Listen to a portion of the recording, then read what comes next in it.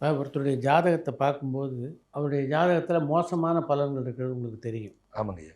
அதேமாரி இன்னொரு பக்கம் பார்த்தீங்கன்னா, ரொம்ப நல்ல பலன்கள் சில பேருக்கு இருக்கும். ம். நல்ல பலன்கள உற்சாகமா சொல்லலாம்.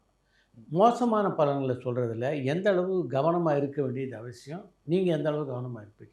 நாங்க ஓப்பனாவே சொல்லிருவேங்க ஐயா. அப்படியா? இந்த காலகட்டங்கள் இப்படி இருக்கும். இதெல்லாம் பண்ணுங்க. அதுக்கு என்னென்ன பரிகாரங்கள் செஞ்சுட்டு வாங்க. ம். ரெக்கவரி ஆயிரும். இந்த பீரியட் முடிஞ்சதுக்கப்புறம் அந்த தசாபுத்தி உங்களுக்கு சப்போர்ட் பண்ணும். ம். நல்ல பலன தரும். அதனால அவசரப்படாதீங்க. அகலக்கால் எதுவும் வச்சிராதீங்க. ம். இப்படியே நகர்த்தி கொண்டு போங்க. ம். 2 வருஷத்துக்கு அப்படிதான் இருக்கும். ம்.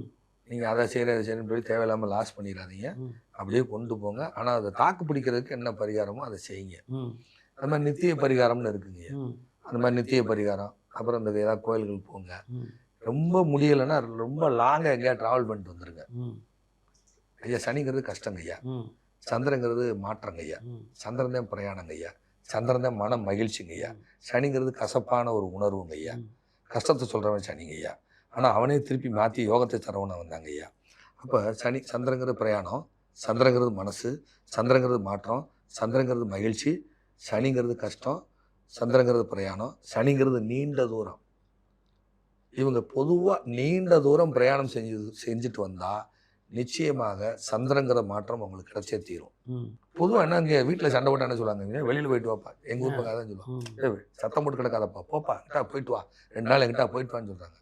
இந்த 2 நாள் வெளியில அவங்க போகும் பொழுது தன்னை பத்தி தனிமையில உட்காந்து யோசிப்பாங்க. நம்ம ஏன் சண்டை போட்டோம், எதுக்கு சண்டை போட்டோம்னு. அப்ப அது டோட்டலா மாறுது. யார் கஷ்டப்பட்டாலும் நீண்ட தூரம் ஒரு பிரயாணம் செய்து கொண்டு வந்தால், ஏதாவது ஒரு புண்ணிய நதிகளில் போய் குளிக்கிறது, உதாரணமா அலகாபாத் போகலாம், இல்லையா நம்ம தலக்காவிரி கூட போகலாம். அது மேக்சிமம் நிறைய பேருக்கு இந்த காம்பினேஷன் ஒர்க் அவுட் ஆகுதுங்க ஐயா.